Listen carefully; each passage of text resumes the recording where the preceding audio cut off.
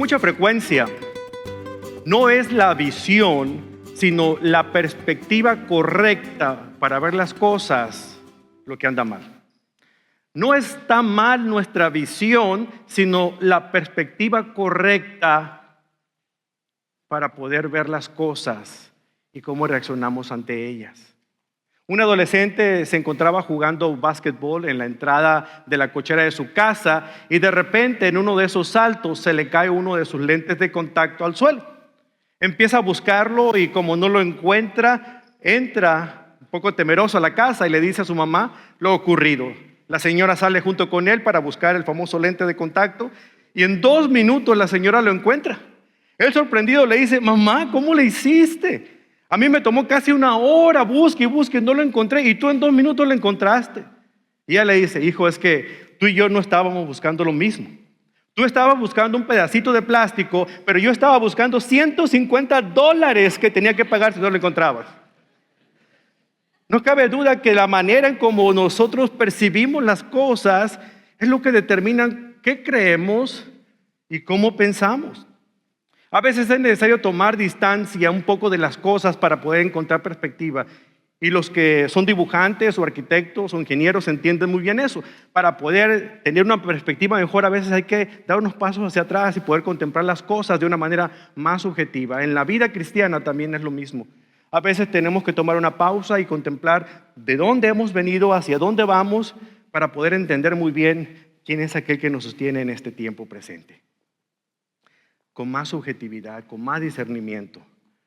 Pero realmente lo que nos hace falta es desarrollar esa perspectiva. El poder adquirir más discernimiento de las cosas. Que no estamos mal a veces de nuestra visión, sino de nuestra manera de discernir las cosas. Según la manera en que vemos las cosas, es como generalmente pensamos y actuamos. ¿Lo cree usted? Si vemos de manera incorrecta las cosas, vamos a pensar y actuar de manera incorrecta. ¿Cuántas veces lo que nosotros vemos no necesariamente es lo que realmente está ocurriendo? Y malinterpretamos las situaciones, como el caso de una señora fina y elegante que estaba esperando a que saliera el tren en una estación.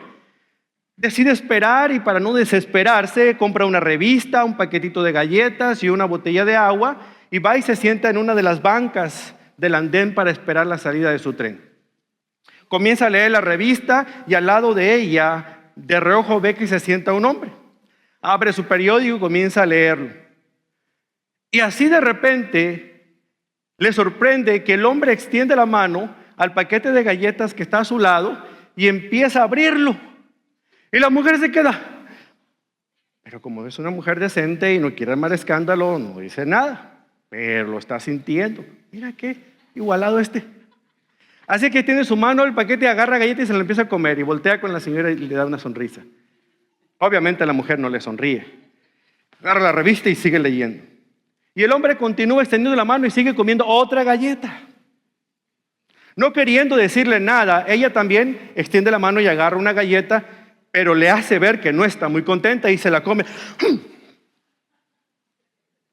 Y así empieza el diálogo entre sonrisitas y enojos y galleta tras galleta, hasta que finalmente queda una sola galleta en el paquete. Y ella pensó: no creo que se atreva este tremendo descarado. Pero se atrevió porque el hombre extiende la mano y sacudiendo la caja se da cuenta que es la última galleta y la agarra.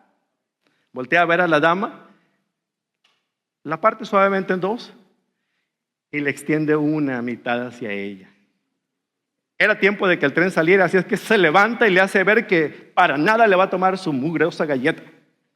Y se sube al tren todavía enojado. El mal momento le hizo tener sed, así es que abre su bolsa para sacar su botella de agua y se da cuenta que dentro de su bolsa está su paquete de galletas intacto, sin abrirse. El coraje que pasó fue inútil, eran las galletas del pobre hombre. Y ella también que se las engulló y ni gracias dio. Las cosas no son como aparentan. Eso debemos entenderlo siempre, pero somos muy buenos para juzgar al libro por su cubierta. en lugar de explorar un poquito su contenido. De igual manera sucede con las personas. Las vemos la primera vez, ya como nos cayeron la primera, determinamos si vamos a seguir saludando a esa persona y le sacamos la vuelta cada vez que nos veamos en el mismo edificio de la iglesia. Por desgracia, para nosotros es más fácil ver lo obvio, lo que está por la superficie, y pasar por alto lo verdaderamente importante, lo significativo. En lugar de discernir el carácter de una persona, ¿qué sucede? Empezamos a emitir juicio de cómo puede ser la persona y así lo comunicamos y hacemos que otras personas también tengan la misma reacción que nosotros sin ni siquiera se han dado la oportunidad de conocerle. ¿Cuántas veces nuestros prejuicios y decisiones apresuradas nos hacen valorar erróneamente a las personas, hermanos, y cometer las peores equivocaciones como la mujer del tren, la mujer de las galletas? ¿Cuántas veces la desconfianza ya instalada en nuestro disco duro del cerebro empieza a juzgar injustamente a los demás? El profeta Samuel le puso palabras a este pensamiento cuando en el primer libro de Samuel 16:7 dice: la gente juzga por las apariencias, pero el Señor mira el corazón. Cada vez que juzgamos por apariencias, nos apartamos más de ser semejantes nosotros a Dios, actuar como Él actúa. Porque Él traspasa lo superficial y ve a lo profundo de nuestro corazón. Debiéramos nosotros aprender esta gran verdad, porque lamentablemente, según la manera en que vemos las cosas, es como generalmente pensamos y actuamos. Y esa es la idea principal de este mensaje. Con razón somos tan buenos para llevar caretas, máscaras, aparentar que todo está bien, todo es dicha y felicidad, nuestro matrimonio es miel sobre hojuelas, un lecho de rosas. No descubrimos las espinas.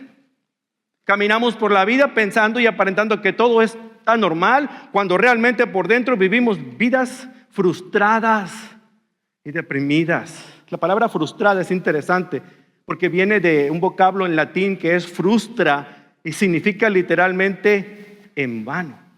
Eso significa frustrar, en vano. Es decir, una persona frustrada piensa que todo lo que hace en la vida es en vano.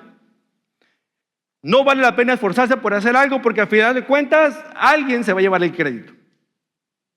Entonces, esto hace que se apodere de esa persona un sentimiento de impotencia, por así decirlo. Y cuando este sentimiento, esa sensación de impotencia crece, se transforma en un sentimiento de desesperanza, volviendo a las personas o cínicas o las vuelve amargadas.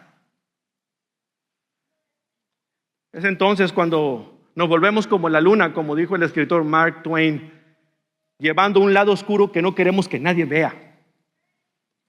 Sin embargo, si somos realistas y somos personas serias y francas, nos damos cuenta que todos, óigalo bien, y aquí está el primero, el que les habla, todos tenemos un lado oscuro que no queremos que nadie vea. Queridos hermanos y amigos, si ustedes supieran quién soy yo y las cosas que en la vida he hecho, ustedes salieran por esa puerta corriendo, pero se regresarían de inmediato porque se acordarían de algo que usted también ha hecho. Porque delante de la cruz todos somos pecadores en una gran necesidad de un Salvador que es perfecto en todo, ¿cierto? Es tener una perspectiva correcta de la vida, lo que necesitamos para poder tener la visión exacta de cómo son las cosas en realidad. Pero hay personas que a veces se descubren la careta y nos dejan ver sus fallas, sus problemas, se vuelven vulnerables y los respetamos mucho más que criticarlos, porque cuando ellos son vulnerables nos ayudan a saber que ellos son como nosotros. Una de esas personas precisamente es el escritor de este hermoso libro de Eclesiastés, que es el rey Salomón. El predicador, significado de lo que el libro lleva por nombre, Eclesiastés, el predicador, el maestro.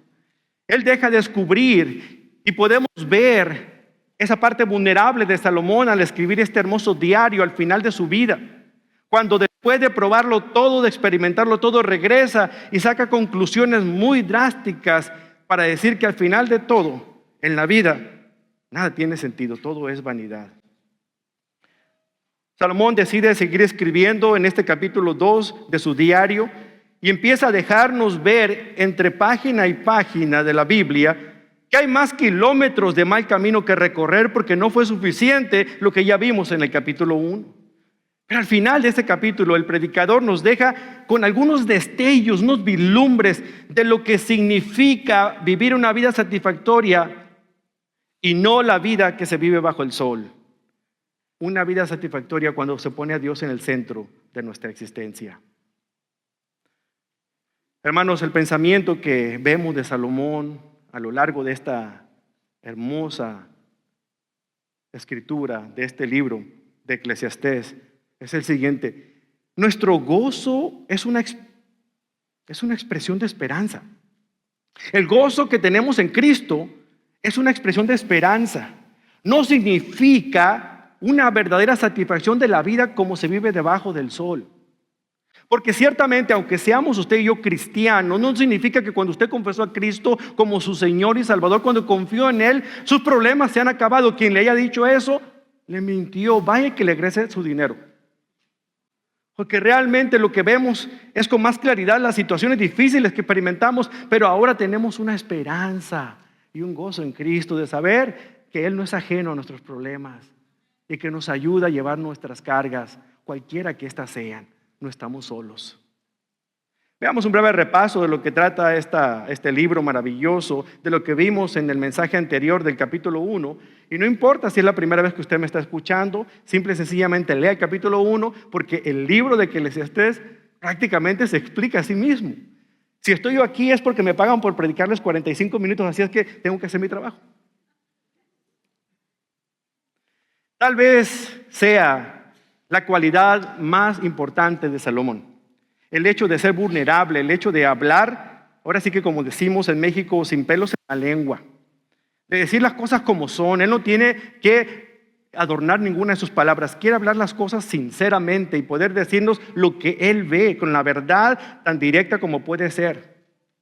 Él emprendió un viaje en la búsqueda de la felicidad duradera, un viaje en la búsqueda del significado de la vida, de la satisfacción plena, para embarcarse en caminos tan destructivos y darse cuenta de que al final de cuentas no se consigue esa felicidad de manera duradera si se persiste en hacer todas estas cosas.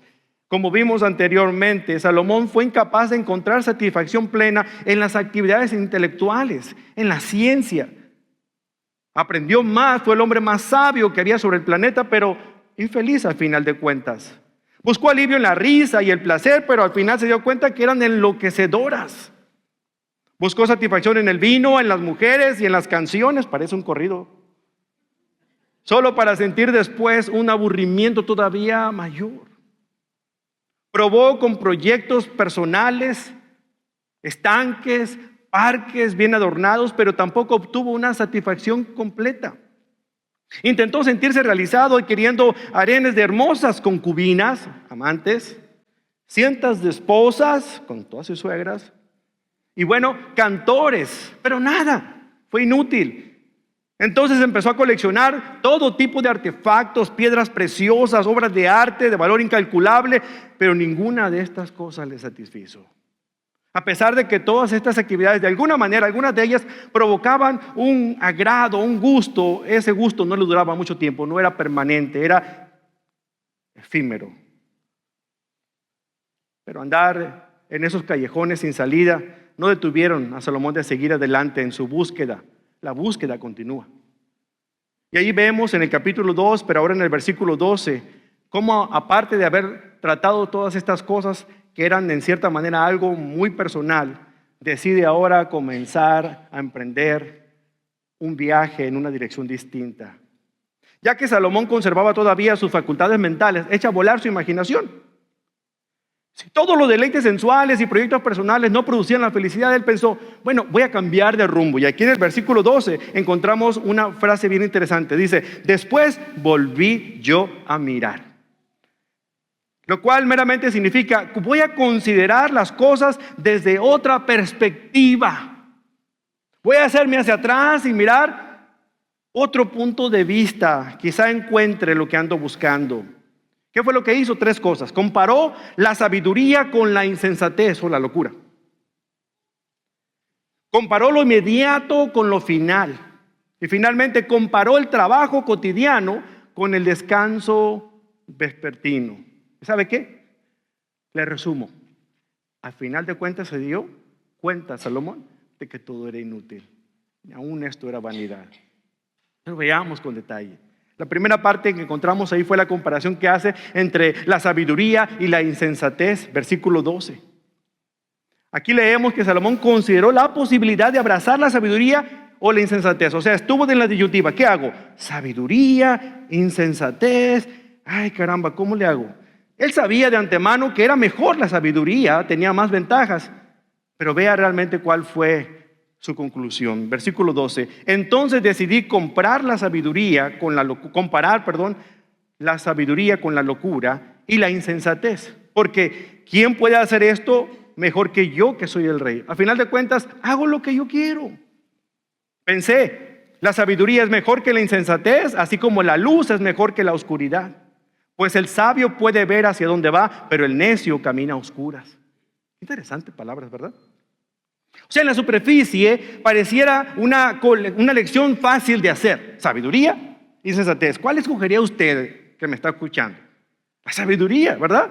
O sea, a ojos cerrados decimos, pero a veces con nuestras acciones demostramos todo lo contrario.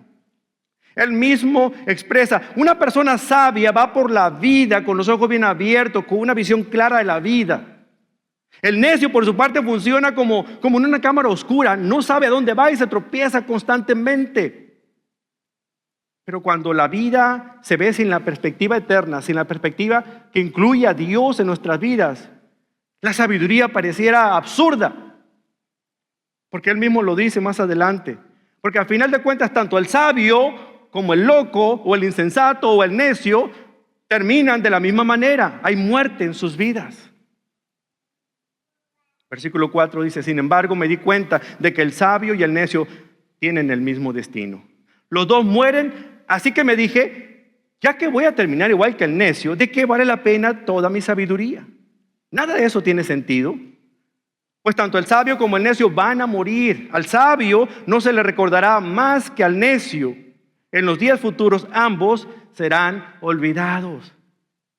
Pero ¿cómo nos cuesta entender esto? Nos aferramos. Nosotros no queremos olvidar a nuestros muertitos, ¿verdad? ¿Sabe usted que las lápidas no se hacen de papel ni de cartón? Se hacen de piedra. Y no ponemos los nombres de nuestros queridos familiares que han muerto con una cinta adhesiva. Los grabamos en la piedra para que las arenas del tiempo no la borren, ¿cierto?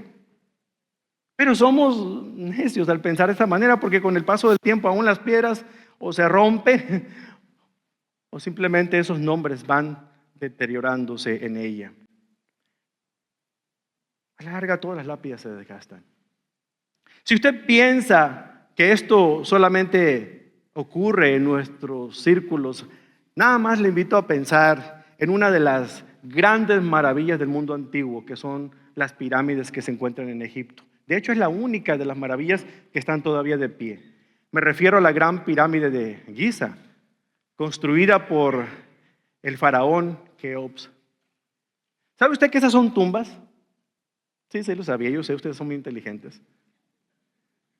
Pero tienen 45 siglos que fueron erigidas y se hicieron para honrar la memoria de sus faraones. La pregunta es, ¿cuántos nombres de los faraones se acuerda usted? A ver, ahora, ¿dónde están enterrados cada uno de ellos? Las pirámides de Egipto, especialmente esa gran pirámide de Giza, construida por este faraón, mide 160 metros de altura, es decir, un edificio de 50 pisos, imagínenselo. Contiene aproximadamente 2.300 bloques de piedra y cada uno de esos bloques pesa 2 toneladas. Se han utilizado muchas comparaciones para tratar de figurar qué tan grandes, qué tan vastas pueden ser estas en su base. Cierto erudito sugirió que si en la base se pudieran colocar grandes edificios, pudieran fácilmente caber en la base de esas pirámides las catedrales italianas de Florencia, Milán y San Pedro del Vaticano. Asimismo, también puede añadir la catedral londinense de San Pablo con todo y la abadía de Westminster. Ahí, en esa base, todas juntas cabrían y hay espacio para que usted camine entre ellas. Pero una de las comparaciones más interesantes fue la que hizo el emperador Napoleón. En una ocasión que llegaron a ese lugar precisamente, e hizo que todos sus soldados, la mayoría de ellos que lo acompañaban, subieran hasta la cúspide de esta pirámide. Él se quedó abajo, muy inteligente. Y cuando ellos bajaron, les hizo esta observación bien interesante. Dicen, si pudiera exportar a Francia todos esos bloques de piedra que constituyen las 3 pirámides, sería suficiente para construir un muro de 3 metros de altura, 30 centímetros de ancho, alrededor de todo el reino de Francia. Ahora sabemos, ¿no? Sacaron la idea de construir un muro en la frontera, ¿verdad? No le demos ideas. Salomón les hubiera dicho, no sean necios, ¿para qué hacen esas cosas? Es inútil. Nadie se va a acordar de sus faraones. Y sus palabras hubiesen sido proféticas. ¿Qué quiere decir Salomón con esto? Ve al versículo 17. Por lo tanto, llegué a odiar la vida porque todo lo que se hace aquí bajo el sol es tan complicado, nada tiene sentido, es como perseguir el viento. Vean muy bien esto. Salomón no estaba pensando aquí en el suicidio, no piense que estaba deprimido. No, él de alguna manera estaba cansado de la vida, harto de la vida que tenía, no quería haber nacido, pero él no quería morirse, tenía temor a la muerte. Yo creo que estas palabras fueron las que utilizó aquel humanista Voltaire cuando dijo esta frase: aborrezco la vida y no obstante le tengo temor a la muerte. Yo creo que Salomón no está de acuerdo con esa declaración. ¿Se ha sentido así alguna vez? ¿No ha suspirado de momento de decir, ¿para qué nací? ¿Para qué me tuvo mi papá o mi mamá? ¿Por qué? Porque muchas veces nos ponemos a pensar en ciertas cosas, ciertas expectativas que no se han realizado. Y déjenme decir una cosa, voy a acabar con esas expectativas. Hay cosas en nuestra vida aquí en la tierra que no vamos a lograr experimentar jamás. Y debe eso consolarnos. Sin embargo, usted como cristiano, como hijo o hija de Dios, usted no debe basar su felicidad únicamente, sus expectativas únicamente en las cosas que usted mira alrededor. La única manera en que no salga defraudado es que usted ponga sus expectativas altas en el Dios en el que ha creído, en aquel en el quien ha confiado. Puede que no podamos gozar de todo en la vida, pero déjeme decir una cosa, nosotros los cristianos no vivimos bajo expectativas, pero sí vivimos bajo promesas. Vivimos de promesas, aunque no haya explicaciones. Y sabemos que nuestro trabajo en el Señor nunca, óigalo bien, nunca es en vano. 1 Corintios 15:58. Salomón continúa con su viaje, pero el paisaje no cambia. Sigue por esas rutas un poco accidentadas del mal camino, y tal vez la perspectiva de Salomón podría mejorar si él considerara la posibilidad de construir una empresa propia y luego lanzar todo un imperio y dejárselo como herencia a sus hijos. A lo mejor sentiría que hay una sensación de logro en su vida por dejar una herencia, una fortuna. A lo mejor eso pensó, ¿cierto?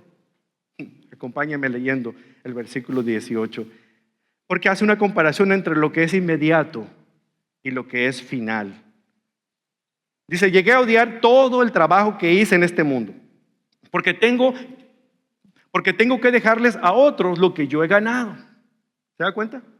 Padres de familia, presten un poquito de atención. Dejen a un lado el teléfono y dejen de estar viendo cómo va el partido. Entonces présteme atención, esto vale la pena. Porque tengo que dejarles a otros lo que yo he ganado. Y quién sabe si mis sucesores serán sabios o necios. Sin embargo, ellos se van a apoderar de todo lo que yo he adquirido bajo el sol a través de mi destreza y esfuerzo. ¡Qué absurdo! ¿Por qué habrá pensado así Salomón?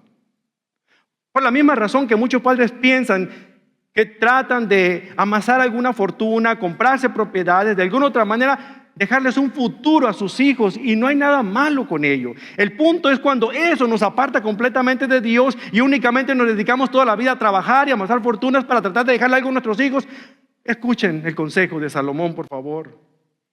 Trabaja, trabaja, trabaja. Piensa, compite. Prepara una estrategia, planea, sacrifica, viaja por negocios, no por placer. Preocúpate, quédate sin vacaciones, añade horas extras. Cárgate más de responsabilidades, haz favores a todo mundo, invierte, ahorra, arriesga y trabaja, trabaja y trabaja. Suena muy alentador, ¿verdad? Esto no lo dice Salomón. Eso se lo dice a usted mismo todos los días, aunque no lo tenga que decir con sus labios, sino con sus acciones. Y cuando finalmente todo comienza a estar en orden, cuando finalmente todas las cosas caen en su sitio, pácatelas. Un paro cardíaco, una enfermedad incurable. Y todos los años, y todos los meses, y todas las desveladas, ¿qué? Eurípides llama a la muerte la deuda que todos tenemos que pagar. Y eso es una gran realidad. Ricos, pobres, jóvenes, viejos, reyes y mendigos están en la tumba o van hacia ella. Y ustedes y yo estamos incluidos. Permítame ponerme en un plano terriblemente personal, por favor. No me importa lo capaces que puedan ser sus hijos. Usted los quiere y para ustedes son los mejores hijos que ha habido en el mundo. Y claro que lo son. Son un regalo de Dios a sus vidas. Usted quisiera que ellos fueran lo más adecuado posibles, lo más preparados posibles, por eso invierte en universidades, por eso invierte en lo mejor, lo que usted no pudo recibir. Usted ni siquiera terminó la preparatoria, mucho menos aspiró a tener una carrera, pero quiere que sus hijos gocen de la mejor herencia que usted puede dejarles, que son la escuela, para que un día cuando se gradúen, ese es el sueño de todos los padres. Muchachos, miren, a mi mamá me lo decía constantemente. El sueño de todos ellos es que cuando nosotros nos graduemos y trabajemos, podamos mantenerlos por el resto de sus vidas. ¿Verdad que los padres son unos ilusos, muchachos? Hoy, perdón, aquí están. Hay algo que ustedes como padres no tienen ni tendrán jamás en la vida de sus hijos. El mismo espíritu indomable que ustedes tuvieron, que les permitió salir desde sus países de orígenes, cruzar de cualquier manera que hayan podido cruzar, trabajar de sol a sol, ganarse el pan con el sudor de su frente, con tal de que ellos pudieran aprender un idioma y aborrezcan el otro, o con tal de que ellos terminen en la escuela y que ahora se avergüencen de su cultura. No sé, pero ellos no vieron el sacrificio que ustedes han hecho. Y ustedes anhelan, sueñan, en la noche dicen, preguntan y dicen, Señor, ojalá y le abrieras los sesos a mi hijo, a mi hija, y que entrara en razón para que entendiera que todo lo que estoy haciendo es por él o por ella.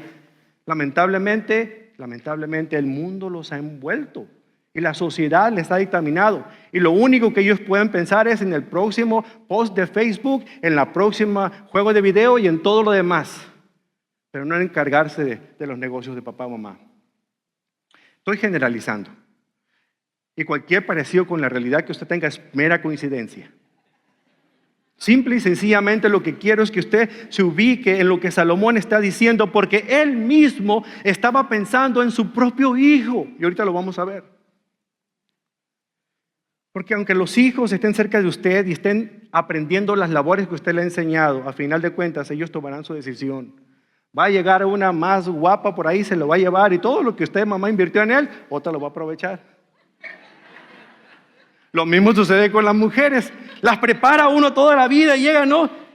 Y viene un cuadril a cualquiera y se la arrea. Así me imagino yo, sobre todo ustedes que tienen niñas.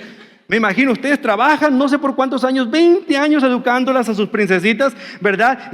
Imagínense un violín valiosísimo, ¿verdad? Un Stradivarius maravilloso, carísimo, que el día de la boda se lo entrega un gorila. ¿Cómo no nos sentimos así como padres, verdad? Pero es la ley de la vida. Tarde que temprano las cosas van a suceder de esta manera. Es difícil que usted trate de imprimir otro usted o se clone en la vida de su hijo. Ellos son como Dios los ha hecho y lo que el mundo ha hecho estragos en ellos. Y una vida alejada de Dios no promete nada bueno, como lo vemos aquí en Salomón. Hay responsabilidad. Y a veces pensamos que las cosas transfieran no solamente a ellos, sino a sus hijos, o sea, a sus nietos. Pero la verdad es que no sucede de esta manera. Hace algunos años, la revista Newsweek publicó un artículo referente a cierto hombre industrial alemán, muy multimillonario. La fortuna de Friedrich Flick era estimada en $1.500 millones. Estoy hablando de 1960 por allá. Puede que usted se imagine ese imperio tan grande que él tenía. La totalidad o parte de su empresa eran 300 firmas y negocios. Cuando Flick murió, el Imperio General anualmente recibía en ventas $300 millones. Estas son las cifras que él recibía. Él muere y 2 semanas más tarde los hijos comienzan una pelea despiadada por quedarse con la mayor parte de la fortuna. Todos los empleados de estos negocios, todos los gerentes de estas compañías, los propios políticos de esa nación, todo el mundo, la banca misma estaba nerviosa de ver cómo la familia se hacía trizas porque cualquiera que fuera su reacción iba a afectar la economía del todo el país. Imagínese usted. Al final de cuentas, su epitafio, alguien lo escribió, un biógrafo, y dijo: Flick ganó en los negocios, pero lamentablemente perdió en el hogar. A lo mejor hay un Flick por aquí escuchándome, que está trabajando hasta 3 trabajos, con tal de darle a todos sus hijos, y no tiene tiempo de ir el domingo a la iglesia. ¿Por qué? Porque no hay tiempo para estar perdiendo el tiempo escuchando a un gritón ahí que dice cosas que ni tienen sentido. Y mientras tanto, no hay nadie que se ocupe del hogar. Miren, vamos a hacer cosas grandes, y parte de nuestra visión de esta iglesia, donde ser un lugar donde nadie camina solo, se estriba en poder ayudarlos, habilitarlos a ustedes como padres, a que puedan ser los padres de Deuteronomio capítulo 6, a que ustedes sean los responsables de la formación espiritual de sus hijos. Pero ¿sabe qué? Por muchos años la iglesia les ha hecho el trabajo fácil, entre comillas, y digo entre comillas porque ni siquiera a veces el trabajo hacemos bien. Pero muchas veces el padre deja al hijo en la escuela para que se lo eduquen, y lo deja en la iglesia para que se lo eduquen espiritualmente, y se acaba la responsabilidad en la casa. ¿Saben qué? Así no funciona el asunto. No es el diseño de Dios. Dios lo ha levantado a usted, padre, principalmente a usted, señor, y a usted, esposa, para que juntos sean los discipuladores número 1, los mentores de sus hijos, para que un día cuando ellos tomen la decisión sea por Cristo. Y no hemos hecho buen trabajo. Por eso nuestra visión nos lleva a poder acercarnos a ustedes, para poder habilitarlos lo más que podamos, para poder darles las herramientas necesarias y pasar tiempo en sus vidas para que ustedes hagan la labor privilegiada de ser padres, maestros y sacerdotes del hogar.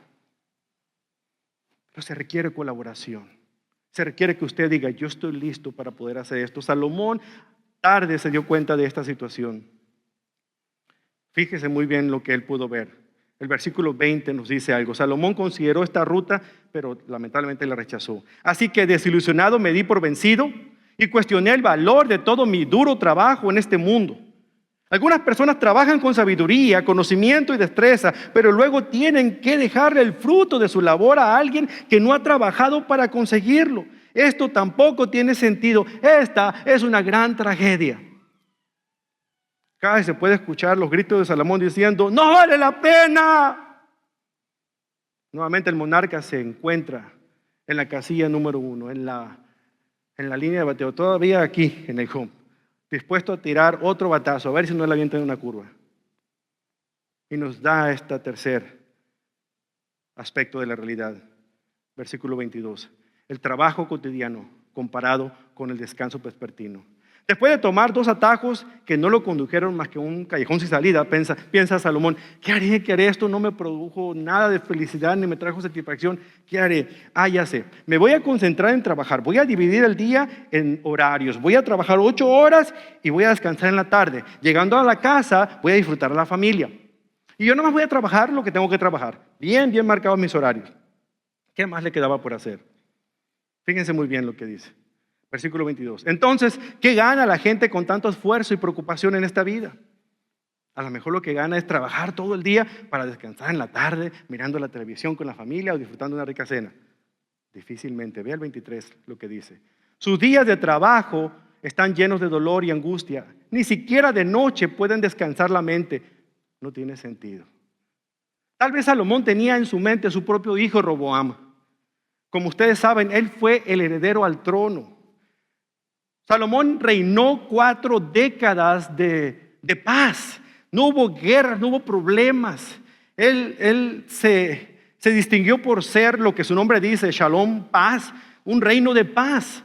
Hacía convenios, hacía pactos con otras naciones enemigas, se casaba con sus hijas y le salió el tiro por la culata al pobre, pero el punto era que por 40 años hubo paz en el reino de Israel y creció ese reino. Y todo se lo hereda a su hijo. Ni siquiera había cumplido 2 años de reinado cuando este muchacho empieza a hacer lo que no agrada a Dios. Tenía la opción Roboam de poder ser obediente a hombres de Dios experimentados y sabios, seguir su consejo para que él pudiera seguir las pisadas de su padre y de su abuelo David. Pero también tenía la opción de escuchar a compañeros, amigos de la misma edad de él, de la misma camada, aquellos que eran unos sinvergüenzas, que lo único que les gustaba era divertirse, pasarla bien y aprovecharse de todas las cosas. Y adivinen qué fue lo que escogió Roboam: escuchar a los de su propia generación.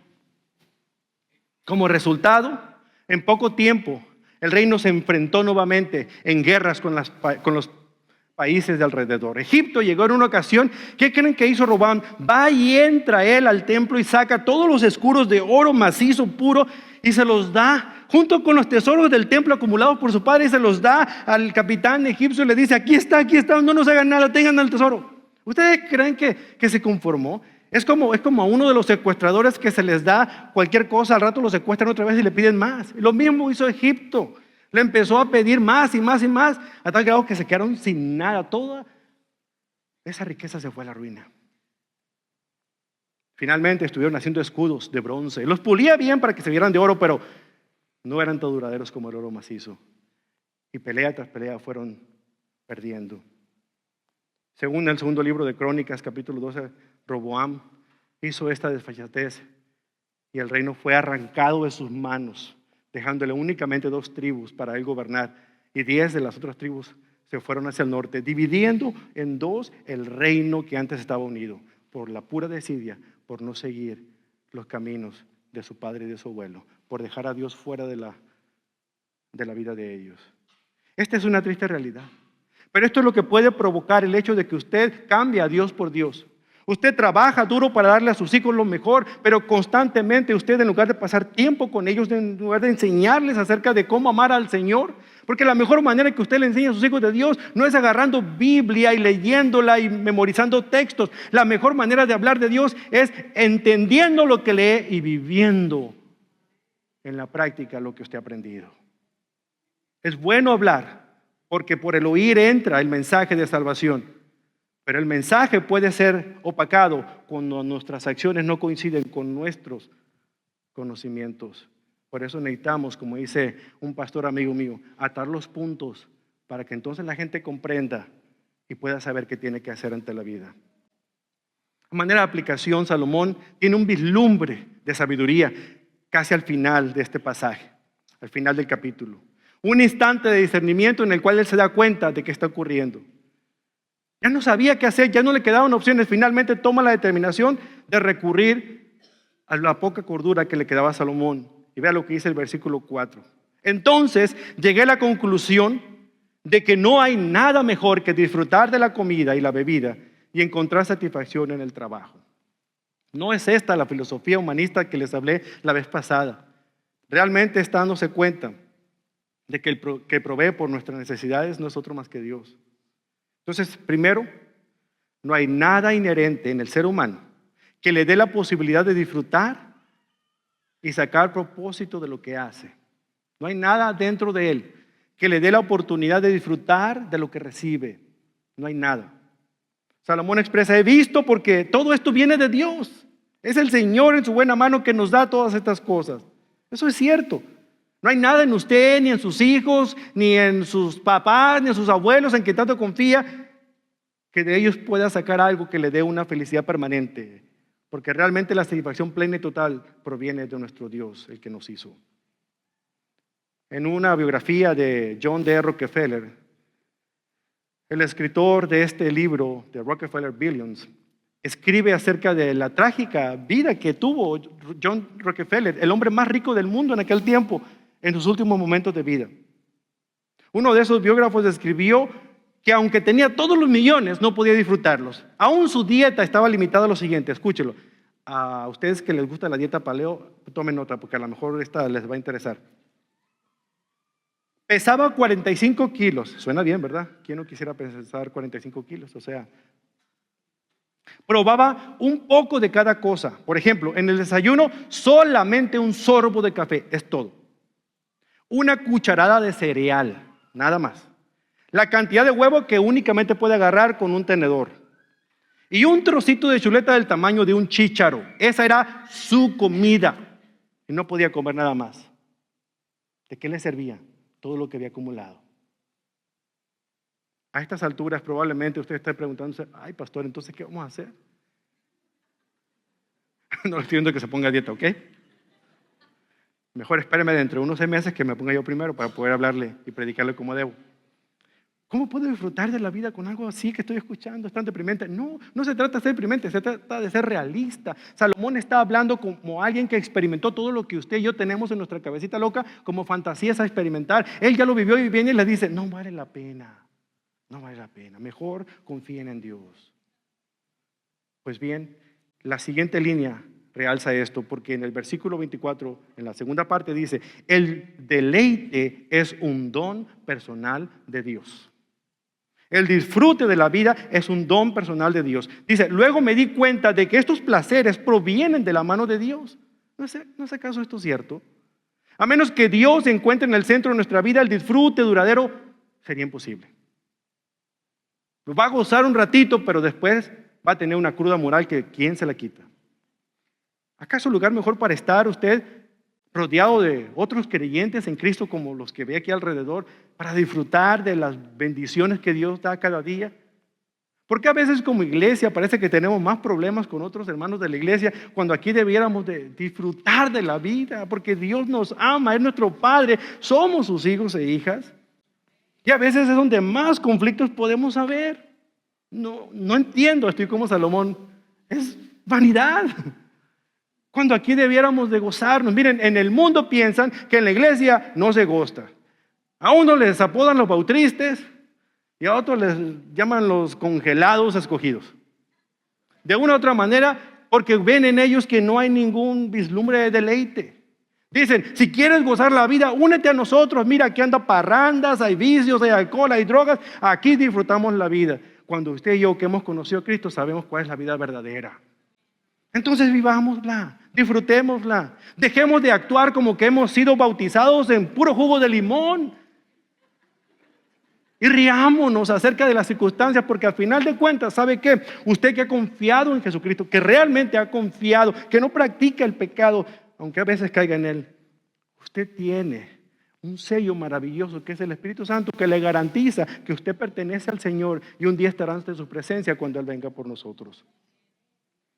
Lo que nos lleva al último punto. Aquellos que están en una correcta relación con Dios se benefician del trabajo de todos los demás. ¿Cómo estuvo, pastor? Se lo vuelvo a leer. Aquellos que están en una correcta relación con Dios se benefician del trabajo de todos los demás. Este es uno de los versículos, aunque usted no lo crea, que aquellos que predican la teología de la prosperidad lo estiran, lo envuelven, se lo ponen, lo llevan, lo meten, lo tiran, no sé qué hacen.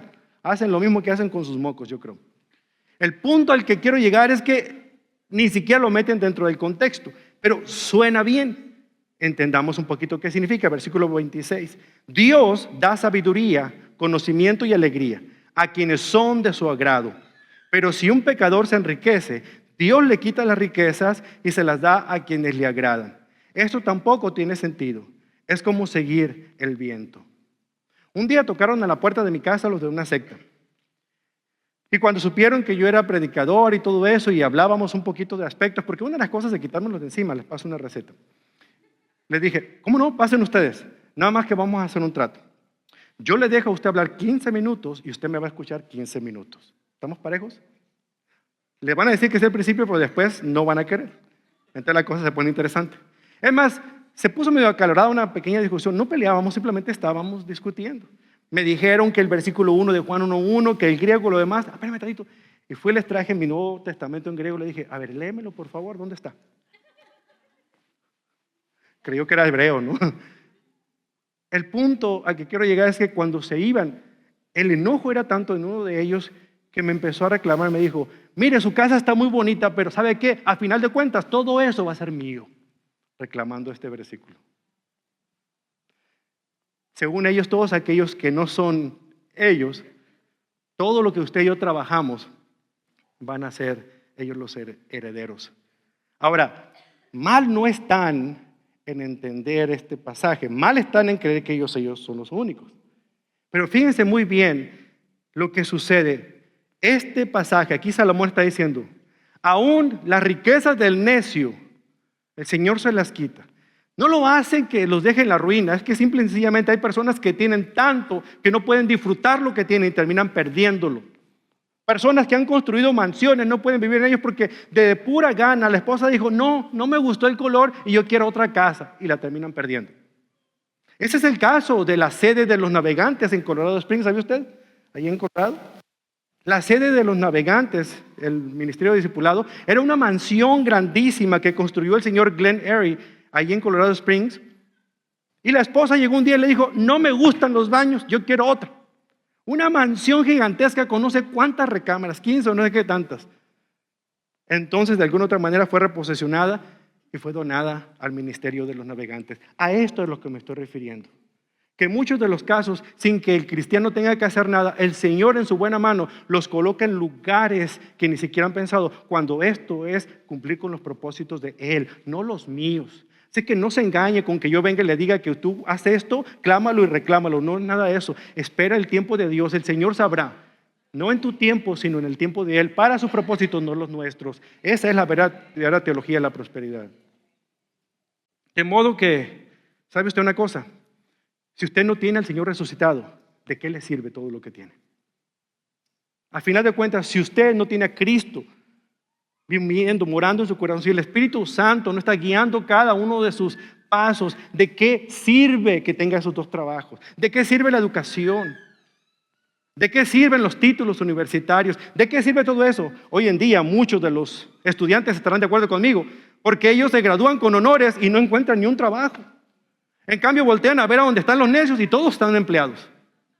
Y ellos pueden decir como Salomón, todo es vanidad. Un día iban caminando por ahí una madre y el niño iba llorando y le dice, muchacho, hazme caso, y lo lleva de la mano y de repente van por una calle y había una alcantarilla destapada y estaban dos personas ahí como que estaban tomando un pequeño descanso, comiéndose un sándwich en la alcantarilla descubierta. Y cuando pasan por ahí, según la madre quería hacer una lección objetiva, le dice, mira muchacho, si tú no estudias en la escuela, vas a terminar como estos dos hombres que están allí en la alcantarilla. Entonces voltea uno con el otro y dice, pues yo ingeniero lo que dice la señora. Las cosas no siempre son como parecen. En resumen, hermanos, Salomón está dando un cierre a este segundo capítulo, expresándonos a nosotros que no es tanto los placeres que uno busca para uno mismo, ni tampoco el decir, ok, ya no me voy a enfocar en mí, ahora voy a enfocarme en mi familia o en los demás. No significa que eso sea lo que produzca una satisfacción completa o felicidad, sino poder incluir a Dios en todos nuestros planes. Cuando hacemos a un lado a Dios, usted puede empezar los negocios que usted quiera, los imperios que usted quiera, al final de cuentas no durarán o serán entregados a personas que los vayan a desperdiciar. La verdadera riqueza estriba en aquella que nosotros depositamos en el reino de Dios. Cuando nosotros empezamos a depositar en el banco de la eternidad por todo lo que nosotros hacemos de buena mano, por agradecimiento a lo que Él hizo en nuestras vidas. Cuando todo lo que hagamos, cuando toda nuestra buena labor con la familia, con la iglesia, con los demás, empieza a hacer depósitos increíbles en ese banco de la eternidad, entonces nosotros vamos a ver que habrá dividendos maravillosos en este tiempo y en el venidero. Porque todo lo que tenemos viene de la mano preciosa de Dios. Y de lo que Él nos da, de eso le damos. La ofrenda que nosotros depositamos viene del Señor. El ministerio al que apoyamos viene del Señor. El Señor usa a su pueblo para hacer de bendición a su pueblo. Usted tiene, porque el Señor ha movido los corazones de otras personas para que usted reciba. Es Dios cuidando de los suyos. Y Salomón nos da esta gran lección. Yo le invito a que ponga su confianza en Dios y no en las cosas que usted tiene. Y quiero invitarle a orar de una manera muy particular en este momento. El pastor Pablo siempre menciona que va a haber líderes aquí enfrente, por si usted tiene una carga y usted quiere orar con alguien. Aquí vamos a estar enfrente. Pero yo quiero que en este momento, mientras escucha el grupo de alabanza, entonar este canto, piense en esas palabras que ellos van a decir. Piense en lo que ellos van a expresar, porque realmente ellos lo que quieren es ponerle voz a sus pensamientos y a su corazón, para que usted hable con Dios. para que le diga cómo se siente, para que le diga lo que Él espera y para que le recuerde a Dios todo lo que usted sabe de Él. Eso es la adoración. ¿Quiere usted hablar con Dios en este momento? Le invito a cerrar sus ojos. Si quiere ponerse de pie, hágalo como usted quiera, de rodillas, como usted quiera, pasar acá al frente, lo que usted quiera hacer. Lo único que yo le quiero pedir es que ponga en orden de prioridad, primeramente Dios en su vida. Luego Dios es primero en su familia. En tercer lugar, Dios es primero en su trabajo. Y Dios es primero en todos lados. ¿Lo cree? Cierra sus ojos un momento. Nuestro Padre, venimos humillados al reconocer, Señor, que muchas veces hemos pecado de orgullo, de vanidad, al darnos cuenta de que las cosas que nosotros logramos hacer en la vida son el resultado de nuestras propias decisiones en nuestro arduo trabajo. Es verdad, Señor. Si yo no trabajara duro, no tuviera el trabajo que tengo, definitivamente. Sin embargo, Padre, la salud que tengo, las fuerzas, la energía que yo poseo, es usted el dador diario y constante de ella, para que pueda hacer las cosas que tanto me apasionan. Señor, esta iglesia, desde sus inicios, en que fue fundada por el Espíritu Santo, usando a lo mejor, Señor, las torpezas de alguien como yo, usted la ha puesto en este lugar. Usted la ha hecho enfrentarse los temporales del tiempo y dándose cuenta, Señor, que como es su obra, usted la ha sostenido, aún a pesar de nuestros errores. ¿Cómo no vamos a adorar a un Dios como el que es usted, cuando nos ha sostenido por fidelidad aquí en este lugar? Señor, cuando hablamos de nuestra familia, realmente a veces damos por sentado que tenemos la esposa que tenemos. Señor, yo no puedo dar por sentado a la esposa que me ha dado a la edad que yo tenía cuando conocí a mi mujer. No puedo. Y aunque muchas veces los trajines diarios y la vida a veces hace que yo que reaccione de una manera que no quisiera, Señor, me doy cuenta por lo que dice Salomón, que debo valorar cada minuto que tengo a mi esposa a mi lado. Lo mismo está con las familias que están aquí representadas. La vida la tenemos hoy, mañana no sabemos. Dependemos, Señor, constantemente de usted. Usted nos lleva de la mano. Es por eso, Señor, que aquí estamos. Para abrir nuestro corazón, para que usted limpie, Señor, todo lo que estorba y para que nos vuelva a encarrilar por el camino, Señor, aunque malo, el camino correcto, y usted nos lleva de la mano para colocarnos en el camino bueno. Gracias, bendito Dios, por su gran amor. Gracias por darnos todo lo que tenemos y más de lo que realmente necesitamos. Gracias, Señor, porque aunque mi mente está enfocada en los problemas que tengo ahorita con mi cónyuge o con mis hijos o con mis padres, realmente el problema más fuerte lo tengo yo, porque no me he fijado, Señor, que he descuidado mi relación personal con usted. Y hoy quiero ponerme cuentas con usted. Quiero caminar correctamente. Todo don precioso viene de su mano. Pero a veces, Señor, yo no soy tan mal agradecido que no me doy cuenta, Señor. Ni siquiera le he dicho gracias. Así que, Señor, aquí estamos dándole gracias por su gran amor, por su bondad, por su misericordia, por aquella salvación tan preciosa que demostró en la cruz de Calvario al morir Cristo por nosotros. Gracias, bendito Dios, por todo lo que hace. Reciba, Señor, nuestra alabanza y adoración, porque todo lo que nosotros tenemos viene de su mano preciosa. Pero hacemos todo esto con agradecimiento en el nombre de Jesús, nuestro amado Salvador. Amén.